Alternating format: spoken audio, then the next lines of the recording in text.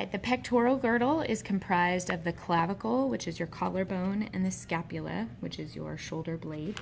The clavicle has two regions that are very distinct looking from each other. The chunky end is the sternal end that articulates with the clavicular notch of the sternum.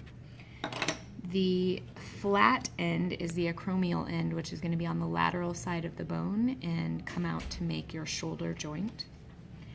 Near the acromial end is a very pointed projection, very pointed round projection called the conoid tubercle, which is cone-shaped. And when you hold this bone up to your body, you want to make the sternal end be medial. You want to make the conoid tubercle be at the back of the bone and point at the floor inferiorly, and that is the correct side of the body. So this is a left clavicle. The scapula, I'm going to start at the middle of the list with the interesting features that it has.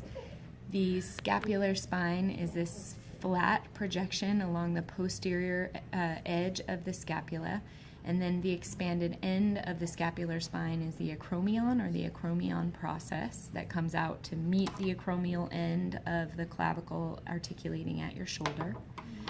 This crooked feature, which to me looks like a crooked finger more than a crow's head that it's named after, is the coracoid process.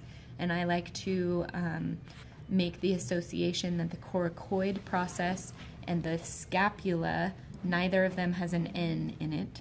And when we talk about the ulna, we'll talk about the coronoid process, which goes with the ulna, and there's no C in the ulna name.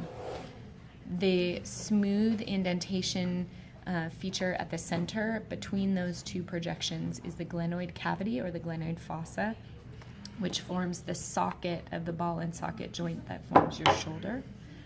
Then coming back to the rest of the terms related to the scapula, if I ignore all of these projections out at the shoulder, which are going to be on the lateral side of the bone, the rest of the scapula is essentially shaped like a triangle. The superior border is the top edge of that triangle. The medial border is far away from all of these projections that are out at the shoulder laterally, and then the lateral border is inferior to the glenoid fossa and on the lateral edge of the scapula. If I make the scapular spine go toward the posterior, there are shallow depressions above and below and on the other side of the scapula. A shallow depression is a fossa in terms of its feature name. So above the scapular spine, this is the supraspinous fossa, this entire top part of this shelf. The entire inferior surface below the shelf of the scapular spine is the infraspinous fossa. And then on the other surface, the anterior surface of the scapula, is the subscapular fossa, because when it articulates on the body, it kind of sits in a position where that is below the scapula, between the scapula and the rib cage. Subscapular fossa. Okay, so these are lateral. The scapular spine is posterior and toward the superior end of the bone, and you should have enough information to determine left from right. This is going to be a right scapula.